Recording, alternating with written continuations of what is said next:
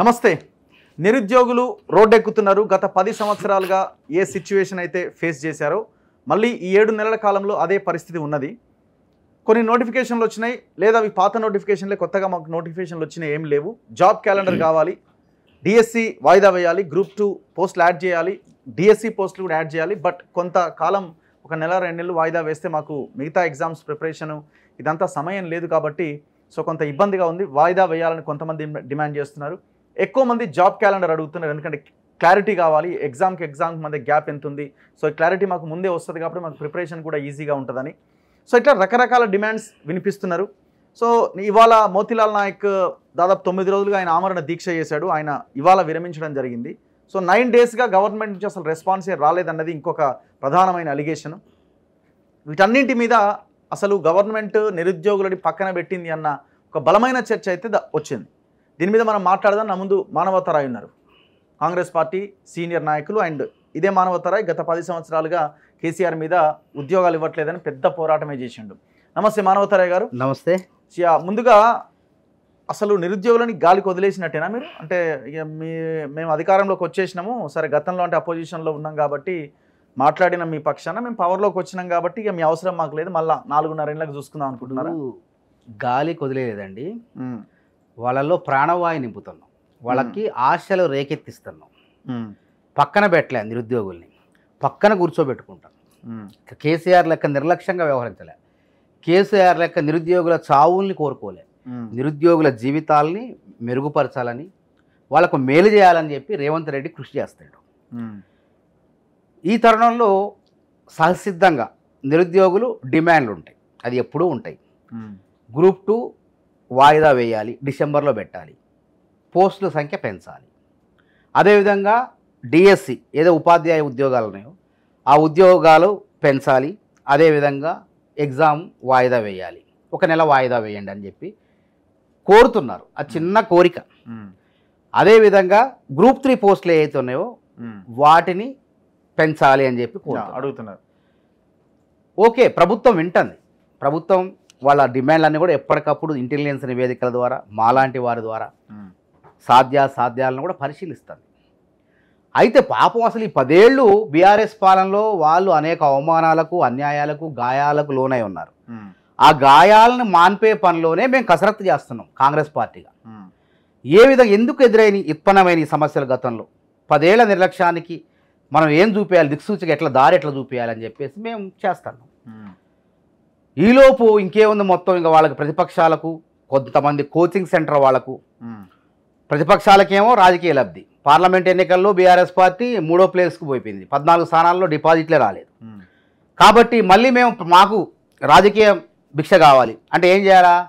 ఇంతకాలం 10 ఏళ్ళు నిరుద్యోగుల్ని పీల్చి రక్తం తాగారు, పీల్చి పిప్పి చేశారు, వాళ్ళని పట్టించుకోలేదు. ఇవాళ అకస్మాత్తుగా నిరుద్యోగులు గుర్తొచ్చారు. నిన్న హరీష్ రావు గారు గాంధీ హాస్పిటల్కి వెళ్ళి సోదరుడు మోతీలాల్ నాయక్ను పరామర్శిస్తుంటే చాలా హాస్యాస్పదంగా ఉంది, చాలా అసలు నీచంగా ఉంది. అయితే ఈ వ్యవహారం అంతా ఎట్లుందంటే, హరీష్ రావు గారి కథ ఎట్లుందంటే 100 ఎలకలు నిన్న పిల్లి తీర్థయాత్ర చేసినట్టుంది. చంపినోడే హంతకుడే సంతాప సభ పెట్టి ఖండించినట్టుంది, సంతాపాన్ని తెలిపినట్టుంది. కాబట్టి వాళ్ళు ఎంత అనుకున్నా, ఎన్ని రకాలుగా వాళ్ళు ఊహించుకున్నా అవన్నీ ఊహలు మొత్తం కూడా పటాపంచలు చేస్తాం, నిరుద్యోగుల పక్షాన ఉంటాం. అందుకే మేము అధికారంలో ఉండి కూడా గాంధీ హాస్పిటల్ మా మీద కుట్రలు చేయబోయినా సరే, బలమూరు వెంకట మీద, రియాజ్ మీద పటాపంచలు చేసుకొని మోతీలాల్ నాయక్ దగ్గర పోయి మాట్లాడాను. దీక్ష విరమించు, ఆరోగ్యాన్ని పాడు చేసుకోకు, ఇది బీఆర్ఎస్ ప్రభుత్వం కాదు, ఇది వినేది మీ గోస వినే ప్రభుత్వం, మీ మేలు కోసమే మేము చేస్తున్నాం. ఇప్పుడు మీరు రెస్పాండ్ అవ్వకపోవడం వల్లనే కదా అట్లాంటి దీక్షలు, జనం రోడ్డు మీద, నిరుద్యోగులు రోడ్డు మీద వచ్చి ఆందోళన చేయడం కూడా. అంటే ఇది భిన్నవాదనలోనే గ్రూప్ 2 మీరు మాట్లాడుంటే వేరే ఉండేది కదా. అంటే ఇందులో ఇది ప్రభుత్వం నిరుద్యోగ సమస్య అనేది చాలా సున్నితమైన సమస్య. 2 అంశాలు ఉన్నాయి ఇందులో. భిన్న వైదికలు ఉన్నారు ఇందులో వ్యక్తులు. ఒకళ్ళు వాయిదా పడాలని చెప్పేవాళ్ళు, వాయిదా వద్దు 2022 నోటిఫికేషన్ ఇది అని చెప్పి టీఎస్పీఎస్సీలో అధికారికంగా ఫిర్యాదులు చేసిన వాళ్ళు ఉన్నారు. వాయిదా వేస్తే మా జీవితాలు నాశనం అయితే, మేము ఎక్కువ కాలం ఉండలేము, హైదరాబాద్లో ఉండలేము, మేము రూములు తీసుకొని అద్దె కట్టలేము, బరాయించలేము అని బాధపడేటున్నారు. 1 నెల డిసెంబర్లో పెట్టండి, వాయిదా వేయండి అని బాధపడే వాళ్ళు ఉన్నారు. ఇద్దరిని కూడా మేము సమదృష్టితో చూస్తాం, ఇద్దరి మధ్య కూడా తగాదా పెట్టాలనుకోం బీఆర్ఎస్ లాగా. ఇద్దరి కూడా చూసి ఏది నిజం ఏది అవసరం మనకున్నటువంటి ప్రత్యామ్నాయ పరిస్థితుల ప్రకారం రేపు జరగబోయే పరీక్షల తేదీల ప్రకారం మనం జాబ్ క్యాలెండర్ విడుదల చేయాలనుకున్నాం. నిరుద్యోగులు గందరగోళ పరిస్థితులు ఉంటాయి, ఎప్పుడు ఏ ఎగ్జామ్ ఉంటుందో తెలియని పరిస్థితి, దేనికి సిద్ధపడాలో అర్థం కాదు.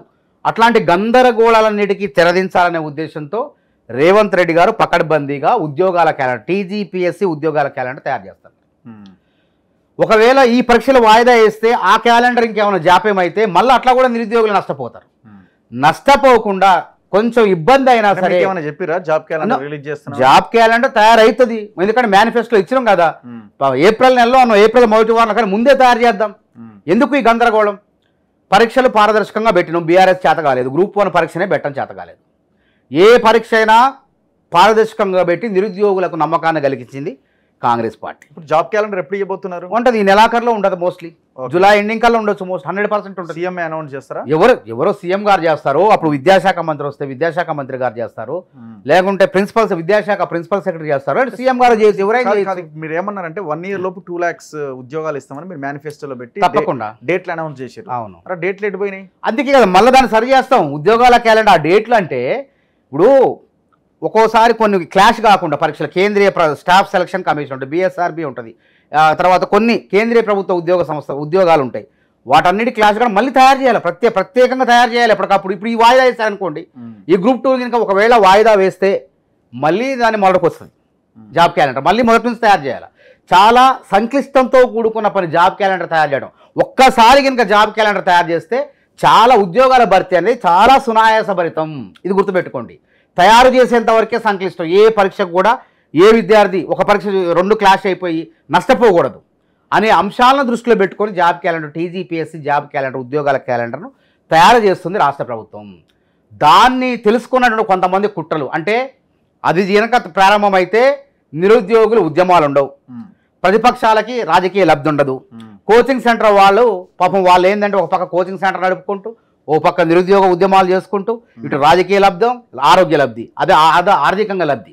ఏ విధంగా 1 నెల 2 నెలలు వాయిదా అయితే 2 బ్యాచ్లు వస్తాయి, 2 బ్యాచ్లు వస్తే బ్యాచ్కి 1 లక్ష రూపాయల చొప్పున జేబులో వేసుకోవచ్చు అనేటువంటి వాళ్ళ స్వార్థపరమైన ఆలోచనలకు నిరుద్యోగులను బలి చేసే కార్యక్రమం చేస్తారు. అన్ని పేపర్లలో మీరు లీక్ ఇప్పించారు. ఏమనిపించారు? ఆంధ్రజ్యోతి, ఈనాడు, వీళ్ళు అన్నింటిలో 2 వారాల్లో జాబ్ క్యాలెండర్, 2 వారాల్లో జాబ్ క్యాలెండర్ అండి. అంటే ఈ స్థాయిలో జనాలు నిరుద్యోగులు రోడ్ల మీదకి వస్తే తప్ప మీరు అది చిరకాల కదలరన్నమాట. నిరుద్యోగులు రోడ్ల మీద కంటే జనరల్గా నిరుద్యోగులు అనేవాళ్ళు అలా ఆవేదనని చెప్తుంటారు.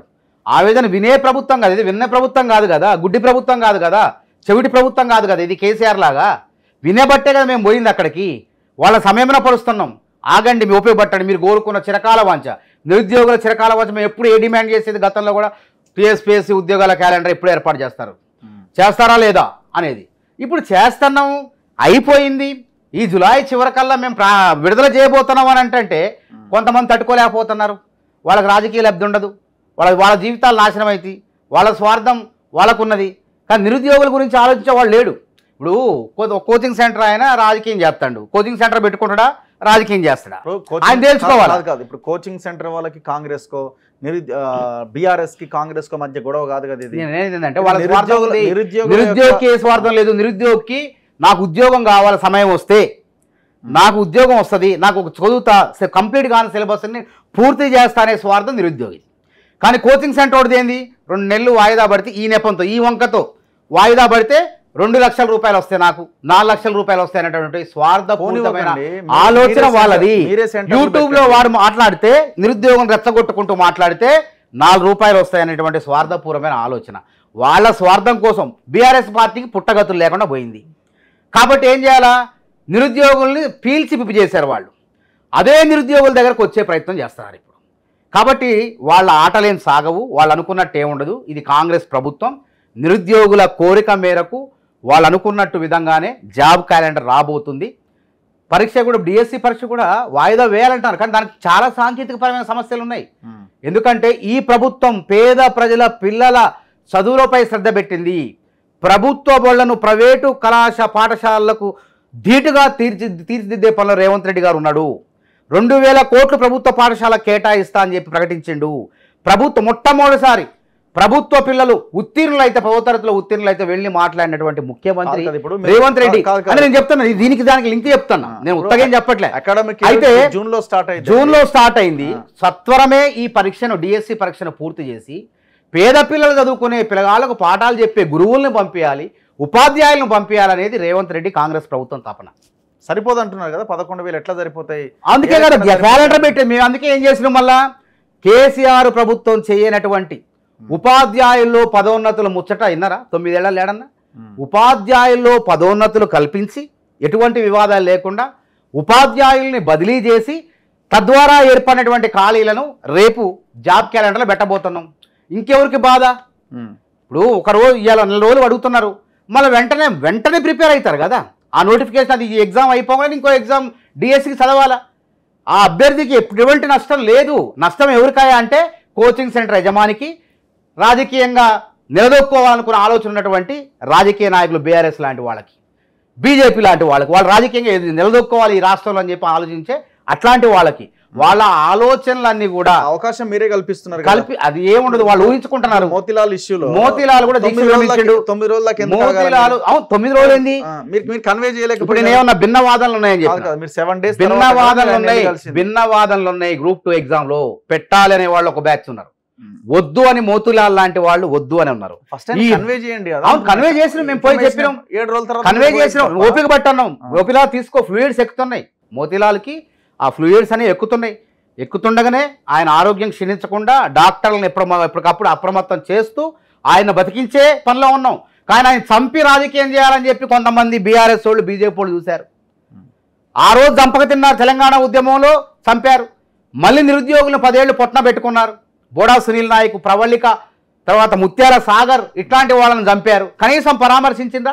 వాళ్ళ చావుల్ని కించపరిచిన వాళ్ళట ఈ రోజు పోయి సంతాపం తెలుపుతున్నారు, ఈ రోజు పోయి మాట్లాడుతున్నారు, పరామర్శిస్తున్నారు.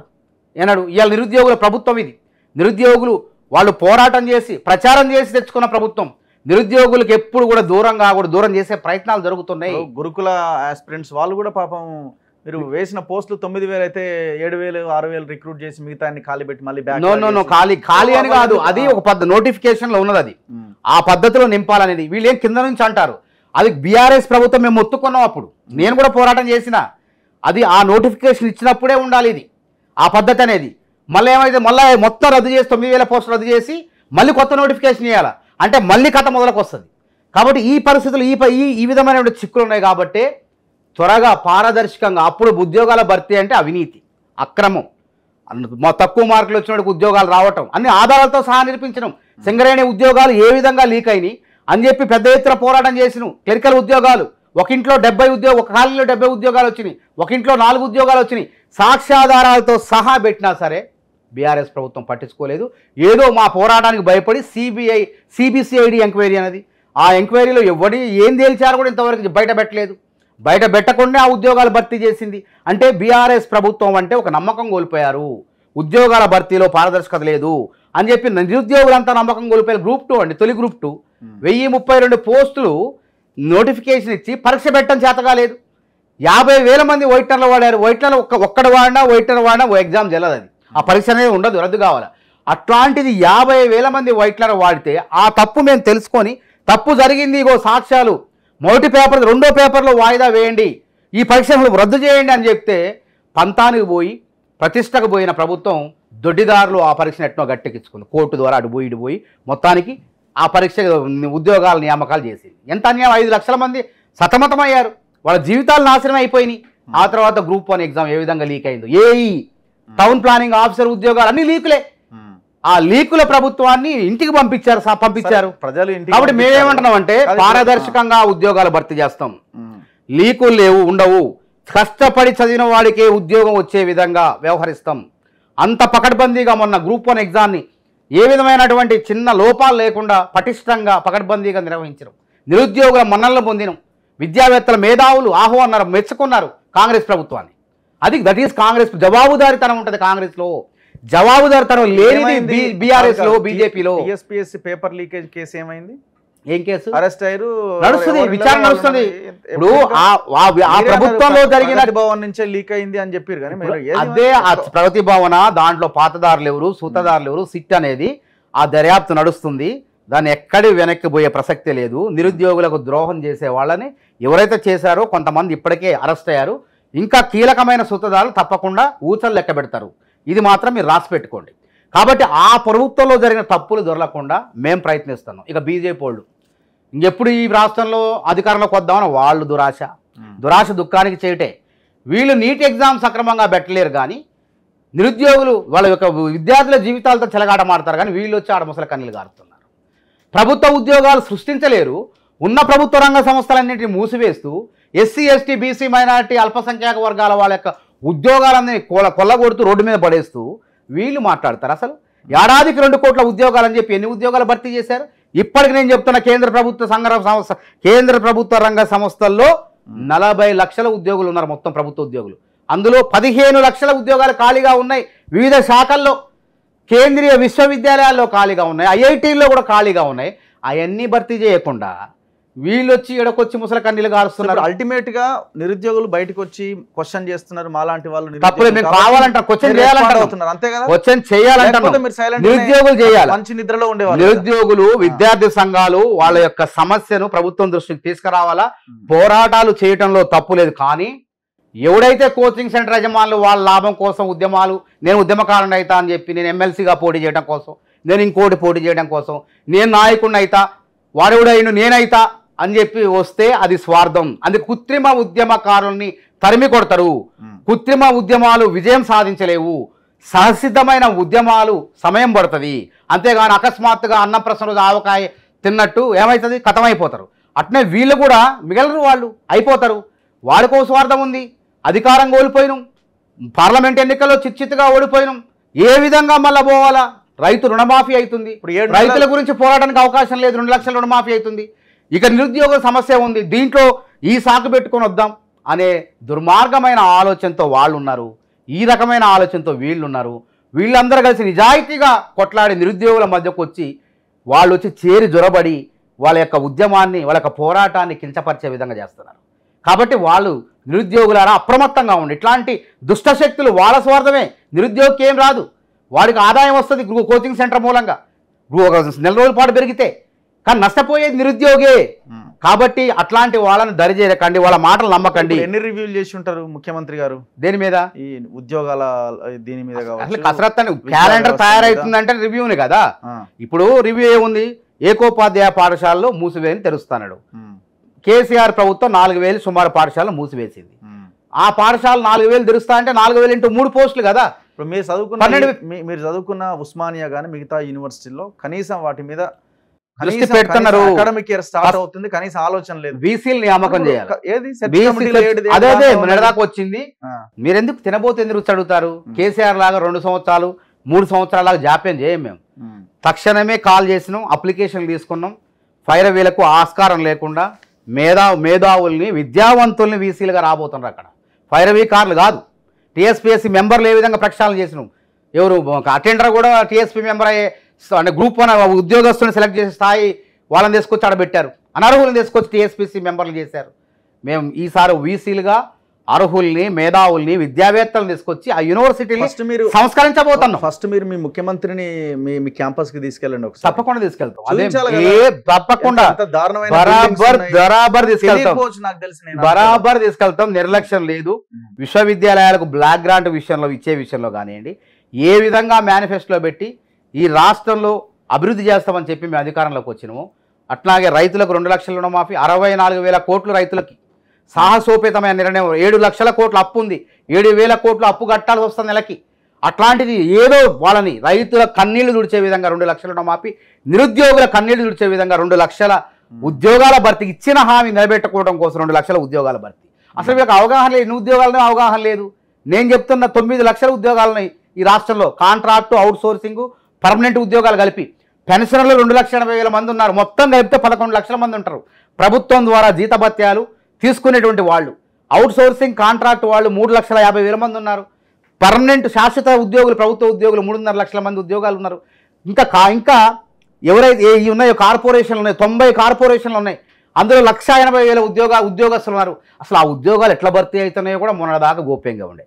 ముఖ్యమంత్రి గారు ఆలోచనాత్మకంగా యూనివర్సిటీల్లో బోధనేతర సిబ్బంది ఏ విధంగా భర్తీ అవుతున్నారో ఇప్పటికి కూడా అయోమయం, అగమ్య గోచరం. అట్లాంటి ఉద్యోగాలన్నీ కూడా సృష్టిస్తూ నిరుద్యోగులకు ఉద్యోగ కల్పన చేయబోదు. 2 లక్షల ఉద్యోగాల భర్తీలో భాగంగా వీటన్నిటి కూడా కసరత్తు జరుగుతుంది. ఉద్యోగాల క్యాలెండర్ ఒక మందు, నిరుద్యోగుల సమస్యలకు మందు ఏంటంటే సర్వరోగ నివారణి ఉద్యోగాల క్యాలెండర్. చూద్దాం ఏం చేస్తారన్నది. జూలై అంటున్నారు కదా, జూలై తప్పకుండా. ఇవాళ కూడా పేపర్లో వచ్చినట్టుంది కదా. తప్పకుండా ఈ నెలాఖరు లోపు, లీకేనా అది? ఈ నెలాఖరు లోపు గతంలో కేసీఆర్ కూడా ఇట్లా లీకులు చేసిండు. కేసీఆర్ లాగా తీపి కబుర్లు, త్వరలో డిఎస్సి, ఇప్పుడు ఇవాళ అన్ని పేపర్లు. ఇంకోటి ఏంటండి, టెట్ అనేది TET exam, teacher eligible test 6 నెలలకు ఒకసారి పెట్టాలా. అంటే 10 ఏళ్లలో ఈ కేసీఆర్ ప్రభుత్వం 20 సార్లు పెట్టాలా. అట్లాంటిది అట్లాంటిది ఎవరు పెట్టలేదు. 4 సార్లే పెట్టారు. 16లో, 17లో, 22లో, 23లో పెట్టారు. మేము 6 నెలల్లోనే ఒకటి పెట్టాం, మళ్ళీ ఇంకోటి పెడతాం. నిరుద్యోగుల డిమాండ్ మేరకు వెంటనే డిఎస్సి కన్నా ముందంటే పెట్టేసినాం. మళ్ళా అట్లాంటి ఇబ్బందులు ఉండవు, ఉత్పన్నం కావు. వాళ్ళకి, కేసీఆర్కి, రేవంత్ రెడ్డికి, నక్కకి నాగలోకానికి ఉన్నంత తేడా ఉంటుంది. ఇది నిరుద్యోగుల ఆలోచనలతో, నిరుద్యోగుల యొక్క కష్టంతో, ప్రచారంతో ఏర్పడిన ప్రభుత్వం. కాబట్టి నిరుద్యోగుల్ని మేము దూరం చేసుకోము. వాళ్ళకి ఆలోచనలకు అనుగుణంగానే, వాళ్ళకు మేలు చేసే విధంగానే మేము ఉంటాం. థ్యాంక్ యూ వెరీ మచ్ మానవతరాయ్ గారు. Thank you. చూద్దాం నిరుద్యోగులు ఎంతవరకు మీరు చేస్తున్న కార్యక్రమాల మీద సాటిస్ఫై అవుతారో, మీరు ఆ ఉద్యమాలు జరగకుండా చూసుకుంటారో భవిష్యత్తులో చూద్దాం. చూస్తూనే ఉండండి మన తొలి వెలుగు.